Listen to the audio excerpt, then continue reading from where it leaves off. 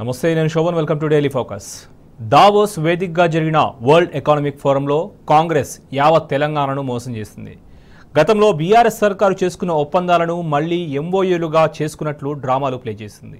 BRS అధికారంలో ఉన్నప్పుడు కేటీఆర్ చాతుర్యంతో తెలంగాణ ప్రజెంటేషన్ను చూసి ప్రపంచ దేశాలు అబ్బురపడ్డాయి. కానీ నేడు అదే వేదికపై కాంగ్రెస్ పార్టీ హిపోక్రసీ బయటపడింది. అదానీ విషయంలో కాంగ్రెస్ ద్వంద్వ వైఖరి బట్టబయలైంది. మొత్తంగా దావోస్ వేదికను సైతం రాజకీయాల కోసం వాడుకోవాలని ప్రయత్నించిన కాంగ్రెస్ నవ్వుల పాలైంది. ఒరిజినల్ ఎవరో డూప్లికేట్ ఎవరో స్పష్టంగా తేటతెల్లమైంది.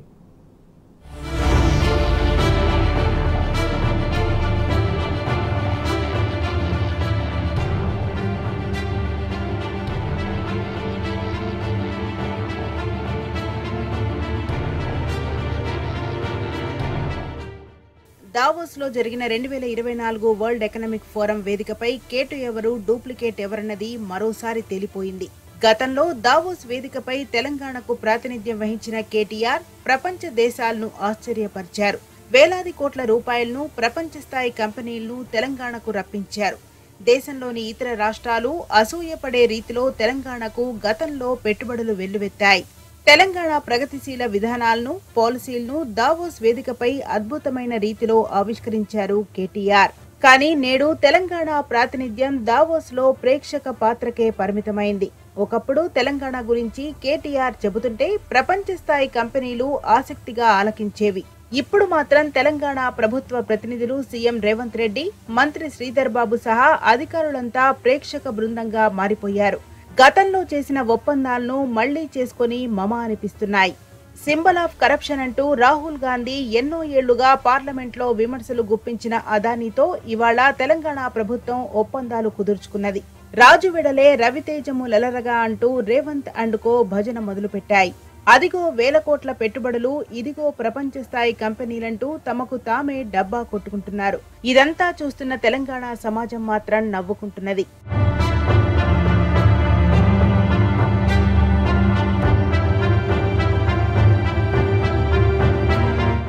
దావోస్ పర్యటన సందర్భంగా పలు కంపెనీలు తెలంగాణలో ఒప్పందాలు కుదుర్చుకున్నాయని ప్రభుత్వం ప్రకటించింది.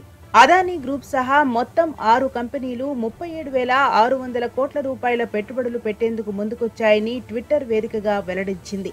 ఇందులో ప్రధానంగా అదానీ గ్రూప్ రాష్ట్రంలో వివిధ రంగాల్లో 12,400 కోట్ల రూపాయల పెట్టుబడులకు సంబంధించి ఎంఓయూ కుదుర్చుకున్నది. ఏరోస్పేస్, డిఫెన్స్ రంగాల్లో పెట్టుబడులతో పాటు స్కిల్ యూనివర్సిటీ ఏర్పాటుకు సంబంధించి గౌతమ్ అదానీ పెట్టుబడులు పెట్టనున్నారు. ఇంతవరకు బాగానే ఉంది. కానీ అసలు గౌతమ్ అదానీని గతంలో అవినీతిపరుడని విమర్శించింది కాంగ్రెస్ పార్టీ. 2 గుజరాతీలు దేశాన్ని అమ్ముతుంటే మరో 2 గుజరాతీలు అదానీకి దోచిపెడుతున్నారని రాహుల్ గాంధీ తీవ్ర స్థాయిలో విమర్శలు చేశారు. అసలు అదానీని సింబల్ ఆఫ్ కరప్షన్ అంటూ పార్లమెంట్లో పలుమార్లు రాహుల్ గాంధీ విరుచుకుపడ్డారు. మరి అవినీతిపరుడైన అదానీ ఇప్పుడు కాంగ్రెస్ సర్కారుకు నీతిమంతుడెట్లైండు? నాడు ఆరోపణలు చేసి నేడు ఒప్పందాలు ఎలా చేసుకుంటారు? కాంగ్రెస్ పార్టీ ద్వంద్వ వైఖరిపై యావత్ దేశం మండిపడుతున్నది. ఇక్కడ రేవంత్ రెడ్డి గారు మరి WEF సమిట్లో డావోస్లో రాష్ట్రాన్ని మోసం చేసిర్రు, వాళ్ళ సొంత నాయకత్వాన్ని కూడా మోసం చేసిర్రా? నంబర్ 1 మరి రేవంత్ రెడ్డి గారు సమాధానం చెప్పాల్సిన అవసరం ఉన్నది, రాహుల్ గాంధీ గారు సమాధానం చెప్పాల్సిన అవసరం ఉన్నది.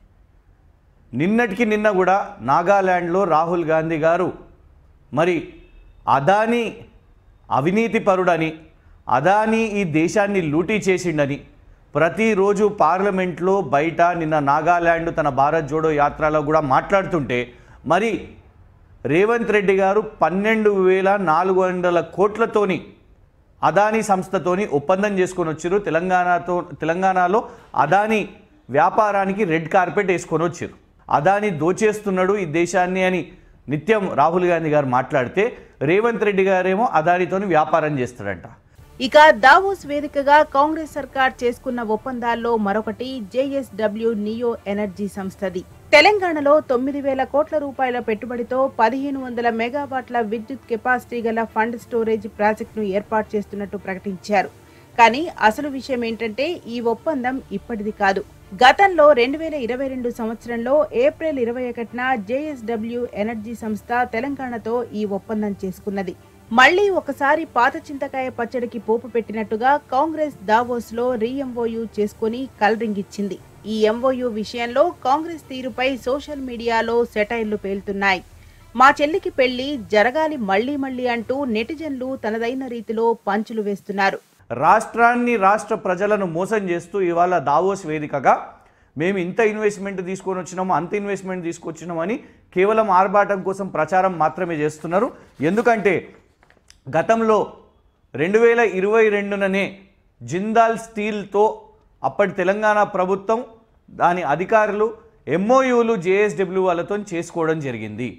జరిగిన ఒప్పందానికే, జరిగిన ప్రాజెక్టు ప్రకటనకే ఏదైతే మరి హైడ్రో పంప్డ్ స్టోరేజ్ ప్రాజెక్ట్ 2022లోనే దాని మీద ప్రభుత్వం ఒప్పందాలు చేసుకున్నారో అదే ఒప్పందాలను ఇవాళ మళ్ళా దావోస్ వేదికగా ప్రకటన చేస్తున్నారు. రేవంత్ రెడ్డి గారు వాళ్ళ ప్రభుత్వం తీసుకొని వచ్చిందని కేవలం ప్రచారం కోసమే. అయితే కేవలము ప్రకటనల కోసమే ఇవన్నీ కూడా అనౌన్స్మెంట్లు చేసిర్రా, తెలంగాణ ప్రజలను మోసం చేస్తున్నారా అనేది ఇవాళ తెలంగాణ రాష్ట్ర ప్రజలందరూ కూడా అడుగుతున్నారు.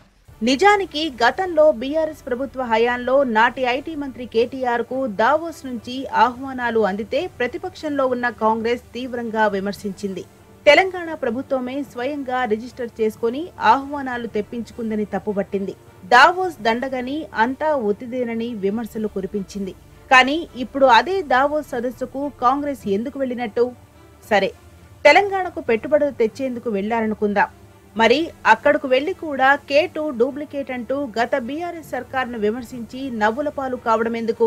నిజానికి దావోస్ వంటి ప్రపంచ స్థాయి వేదికలపై గతంలో తెలంగాణ ప్రాతినిధ్యాన్ని ప్రపంచ దేశాలు కీర్తించాయి. ఇందుకు కారణం నాటి మినిస్టర్ కేటీఆర్. గతేడాది జరిగిన దావోస్ సదస్సు ఇందుకు నిదర్శనం. ఇందులో ప్రపంచ స్థాయి కంపెనీలకు తెలంగాణ ప్రభుత్వ విధానాలను కేటీఆర్ ఆవిష్కరించిన తీరు నభూతో అన్న రీతిలో నిలిచింది. తెలంగాణ ఐటీ పాలసీని నేడు కేటీఆర్ ప్రజెంట్ చేసిన విధానానికి ప్రపంచ దేశాలన్నీ అబ్బురపడ్డాయి. తమ దేశాల్లో సైతం ఇలాంటి పాలసీని అమలు చేయాలని వివిధ దేశాల ప్రతినిధులు ప్రత్యేకంగా అడిగి తెలుసుకున్నారు. అందుకే గతేడాది దావోస్ సదస్సులో సాఫ్ట్వేర్ దిగ్గజం మైక్రోసాఫ్ట్ 16,000 కోట్ల రూపాయల పెట్టుబడితో ఒప్పందం చేసుకున్నది. హైదరాబాద్లో అదనంగా మరో 3 డేటా సెంటర్లు ఏర్పాటు చేయనున్నట్టు ప్రకటించింది. వెబ్పిటి సంస్థ 150 కోట్ల రూపాయల పెట్టుబడితో రాష్ట్రంలో గ్లోబల్ క్యాపబిలిటీ సెంటర్ను ఏర్పాటు చేసేందుకు ఎంఓయూ కుదుర్చుకున్నది. వీటితో పాటు యూరోఫిన్ సంస్థ ఔషధ రంగంలో 1000 కోట్ల పెట్టుబడితో క్యాంపస్ ఏర్పాటు చేసేందుకు ముందుకొచ్చింది.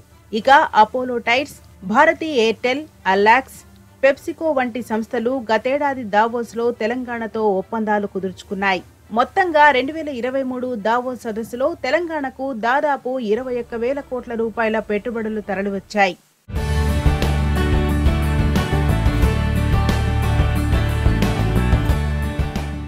నాడు కోట్లాది రూపాయల పెట్టుబడులను ప్రపంచ స్థాయి కంపెనీలను తెలంగాణకు తరలివస్తుంటే కాంగ్రెస్ నేతలు అసూయతో కుల్లుకున్నారు. మంత్రిగా కేటీఆర్ అద్భుతమైన పనితీరును అభినందించకుండా అడ్డగోలు ఆరోపణలు చేశారు. దావోస్ దండగని రేవంత్ రెడ్డి, ఉత్తమ్ కుమార్ రెడ్డి సహా కాంగ్రెస్ నేతలంతా విమర్శించారు. దావోస్ నుంచి ఆహ్వానం తెప్పించుకున్నారని అంత గొప్ప సదస్సును అవహేళన చేశారు. కానీ అధికారంలోకి వచ్చిన తర్వాత ఇప్పుడు అదే దావోస్ కు కాంగ్రెస్ నేతలు ఎందుకు వెళ్లారు? రాష్ట్రానికి పెట్టుబడులు తెచ్చే ప్రతిష్టాత్మక వేదికపై కూడా రాజకీయాలు చేయటం కాంగ్రెస్ నేతలకే చెల్లింది.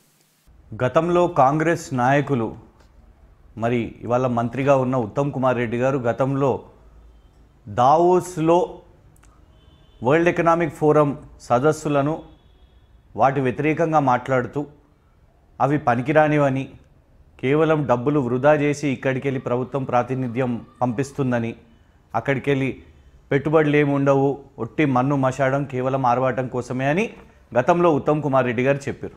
కానీ ఇవాళ మనం చూస్తున్నాము రేవంత్ రెడ్డి గారు దావోస్ సమ్మిట్కి వెళ్ళి రావడం జరిగింది. అయితే ఇప్పటికైనా కాంగ్రెస్ ప్రభుత్వం బుద్ధి తెచ్చుకోవాలి. తెలంగాణ అభివృద్ధి కోసం పెట్టుబడులు రావాలి, ఆ పెట్టుబడులు వస్తే ఇక్కడ యువతకు ఉపాధి కలుగుతుంది అని దావోస్ లాంటి ప్రపంచ స్థాయి సమ్మిట్లు వాటి అవసరం ఏంటిదో అని కనీసం ఇవాళకైనా కాంగ్రెస్ ప్రభుత్వం, ఉత్తమ్ కుమార్ రెడ్డి గారు లాంటి వాళ్ళు తెలుసుకోవాల్సిన అవసరం ఉన్నది. తాజాగా జరుగుతున్న సదస్సును నిశితంగా గమనిస్తే గత బీఆర్ఎస్ ప్రభుత్వానికి ఇప్పటి కాంగ్రెస్ ప్రభుత్వానికి తేడా స్పష్టంగా తెలుస్తోంది. గతంలో తెలంగాణ ప్రజెంటేషన్ ప్రపంచాన్ని అబ్బురపరిచింది. కానీ ఇప్పుడు తెలంగాణ కేవలం పార్టిసిపేషన్ కే పరిమితమైంది. గతంలో బీఆర్ఎస్ ప్రారంభించిన టీ హబ్ ఇండస్ట్రియల్ పాలసీలనే ప్రస్తుత కాంగ్రెస్ ప్రభుత్వం దావోస్ లో చెప్పుకుంటున్నది. అసలు తమకంటూ కొత్తగా ఆలోచించే విధానం లేని కాంగ్రెస్ నేతలు గత బీఆర్ఎస్ సర్కార్ విధానాలనే దావోస్ లో వాడుకుంటున్నది. పోనీ తెలంగాణకు పెట్టుబడులు తెచ్చేందుకు వాడుకోవడంలో ఎలాంటి తప్పు లేదు. కానీ అక్కడ కూడా ఒరిజినల్ డూప్లికేట్ అంటూ రేవంత్ రెడ్డి గత బీఆర్ఎస్ ప్రభుత్వాన్ని విమర్శించడాన్ని పలువురు తప్పుపడుతున్నారు.